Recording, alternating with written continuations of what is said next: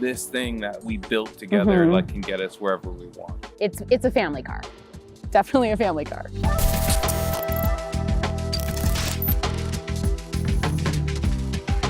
Hi guys, I'm Evan. I'm Christine.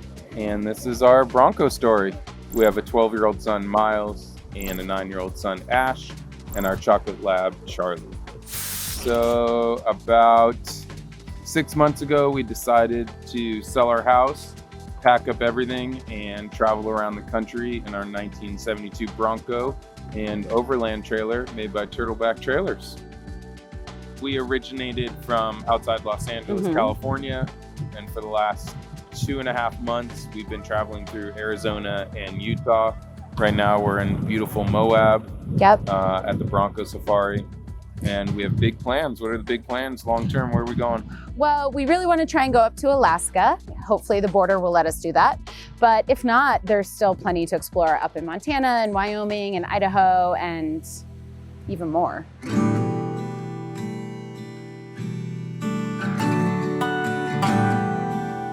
So the idea for this adventure all started about halfway through COVID. We were just not enjoying life the way we were on lockdown, especially being in California, everything being so strict.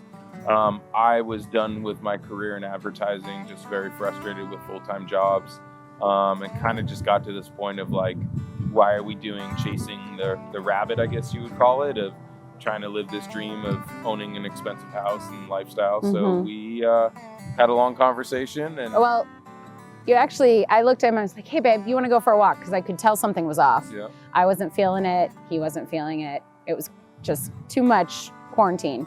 And we went on this hike and we're both like, okay, who goes first? Because we both had big news to talk about. His was slightly bigger because he was like, hey, so do you want to just sell everything and move? And what did I say? You were like, yeah, let's do it. I mean, you were kind of like, well, let's back up and talk now. I was like, yes. Why? But I mean, she's the most adventurous and was like, yeah, let's figure it out. Yeah, I did have some stipulations though. He said, hey, let's do this for a year. Let's sell everything. And Evan is very extreme and I love him for it. All in, all the time. But I was like, okay, if we're gonna do this, there's a few things. I don't want to have a huge set of rules. I don't want to know, okay, a year. What if things change? What if we love it and want to do 2 years? What if we hate it and want to do 3 months? So we kind of went through everything and kind of everybody made a little bit of give and take, and we sold as much as we were willing to part with, which was the majority of things. And we set off on the road. And if we need to take a break now and then and stay in an Airbnb for a week, then that's okay too. But the adventure really started with that walk. Yeah, with that walk. And and then we talked a lot about the kids, right? Like, yes. Why will this be good for the kids? Is it the right thing to do from them, to uproot them from their home and their class and their school? Yes. And luckily school was still digital and online, so we knew that they could stay with their friends for the rest of the year, their same teachers, and get that same experience. So. Well, that transition helped so much because they weren't in school every day seeing their friends all the time. So actually getting outside and having adventures was so amazing. And then they're still able to talk to their friends with technology. So it wasn't a problem. So we were at like a restaurant and just me, Dad, and Miles. And then he just said, what if we sold the house and lived on the road? And I said it was very exciting. I didn't like the idea of selling our house and not having a secure place to live, for sure, or I didn't think it would be at first. What changed my mind was when we really got on the road and we got to our first camping spot and we got the tent set up and slept there for the night. It was different than I thought it would be.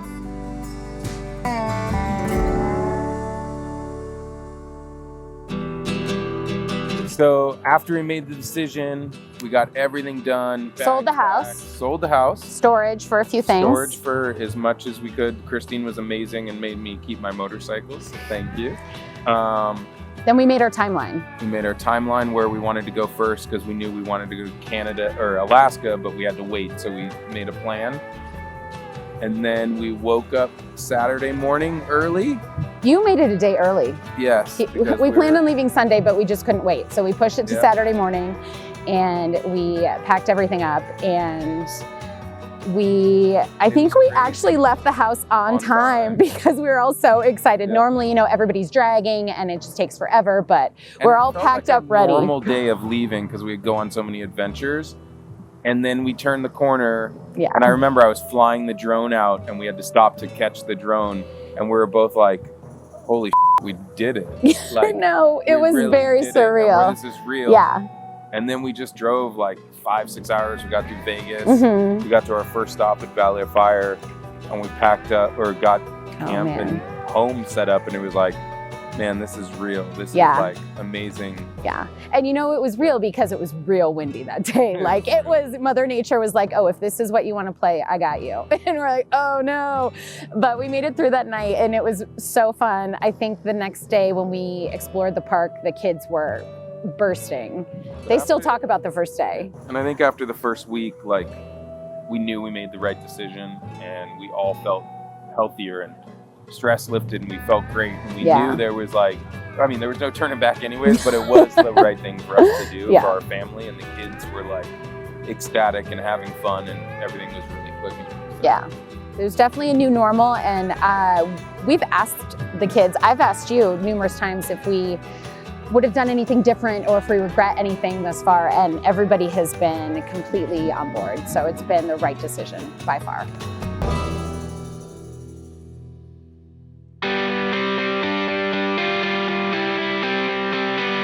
So the reason why we're in the Bronco is about 10 years ago, my wife, we talked about her getting a new car from her minivan, and I was like, what do you want? She was like, I really want a classic Bronco. And I looked at her like, what? You want to go from a minivan to a Bronco? And I was like digging it because I was all for it. Mhm. But it took us a while to get to the point of like this, you know, find the right Bronco and do it. We purchased the Bronco about 2 years ago and worked as a family to restore it.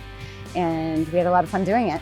The family did a lot of work, and me and my mom put this little silver stuff down on the floor of it. Then me and my dad put this carpet. It was very fun. I welded the wheel wells on the car so that we could have a cup holder for our water bottles and phone chargers for our phones, and have space to charge for an inverter to charge our computer. The reason why we did this trip on it is we spent 2 years restoring it and finished it right before the trip. And the Bronco was really a present from me and the boys to Christine, because 10 years ago, she left her career 12 years ago to raise kids.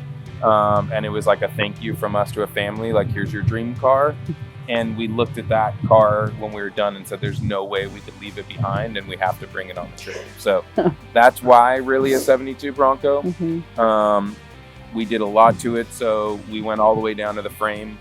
So throttle down customs frame, rewired, new fuel lines, new everything. We bought a used Coyote 2016 motor with a 6R80 automatic transmission, wild horses, everything almost, suspension, spring, shocks, lift kit, body kit, fender flares, rewired everything to all LED, all new wiring to add more power into the back for the kids to do their life. The wheels we actually didn't change because we had already bought tires. So I don't even know what they are. They're some old steel wheels, but they're awesome. Yeah. BF Goodrich KO2 tires. And then we did to fit for us, we did a Front Runner Slimline 2 roof rack. Then outfitted it with the new Pelican cargo case boxes, and a couple other Pelican cases to hold some of our other products.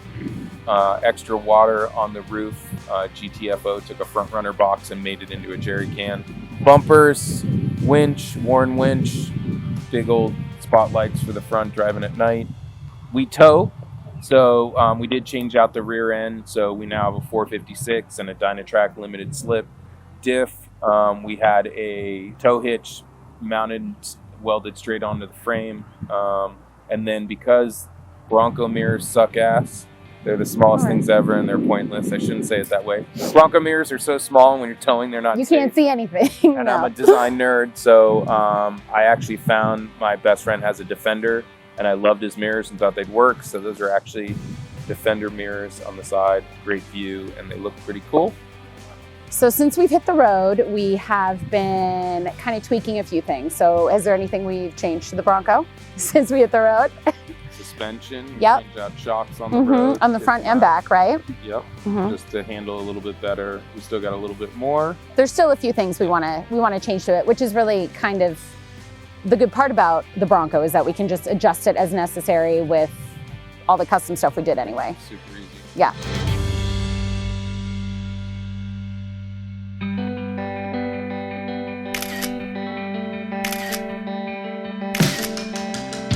Okay, well, I guess my favorite memory in the Bronco would be the day you guys brought it home from the shop finally. Why are you guys stealing my favorite? Oh, yeah, it's the same. Only because I was so excited to get the Bronco, but to see how excited you guys were to tell me, because there were some hidden secrets that I didn't know were being done to the Bronco, and the kids had kept secrets, which they can never do. And they were so excited to tell me, and it was, to sit in the Bronco and realize that it is now an automatic was slightly shocking, and probably my favorite memory to date. Yeah. I think my favorite memories, and it's gonna be more generic because you stole the good one, but Well, it's just being I have other memories, but way out in the middle of nowhere with the family, driving Yeah. to it, like where we're gonna stay for the week, and like just seeing everybody like having fun and picking a spot and like enjoying, and the fact that like this thing that we built together like can get us wherever we want. Well, and I also think the fact that the kids worked on the Bronco so much has been great. So it's not necessarily riding in the Bronco going places, but it's when people come up and talk to us about the car, my kids talk about some of the things they did to it, and just to see how prideful they are with it is really sweet. I learned how to weld at 42, and my kids learned how to weld at 12 and 9.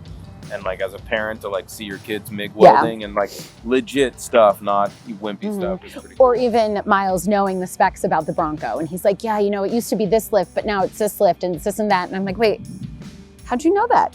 So there's definitely, I think it's a family car. Definitely a family car. One of our favorite spots, which was also one of our first, was Valley of Fire, right outside of Las Vegas. It was red rocks, and it was a very good spot to climb, which I love doing.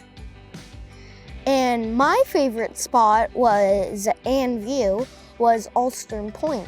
It was a beautiful place. Also, I found this little crevice down near the campfire that I could crawl down to because it's a false ledge, and I would go down there, enjoy the view. It was beautiful.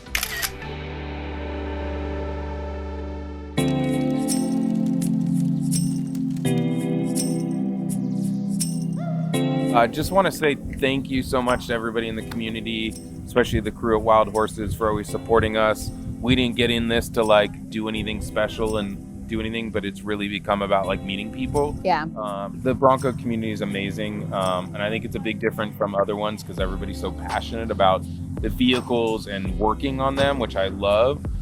It's a very diverse group because Broncos are used in so many different ways. You know, from your insane rock crawlers to your Baja racers to your cruisers on the beach and just surfboards in them. One of our cool, close friends, like he barely drives it basically to and from the beach, but he loves it. I mean, the cool thing is you meet so many people, especially over social media now through the Bronco community. I think that's, and like the love and support for each other is amazing. I mean, today we got to meet somebody in person that like we've been chatting to over social media, and we didn't even realize it till like halfway through the day. And it's like, hey, you're that person. It's like, yeah. So it's fun. Who knows how long this adventure is going to go on for? It could go on for 6 months, a month, a year. We've promised ourselves as a family as soon as we stop having fun to end the trip. Yep. But doesn't seem like it's anytime soon though. So if you see us on the road or you know where we're at, stop by, say hi, reach out to us. We hope to continue to meet so many more people on the road. I know, it's been fun.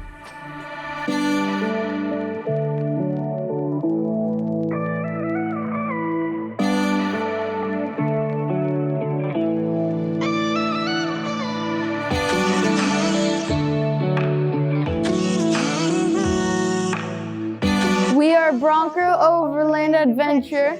And this is our story.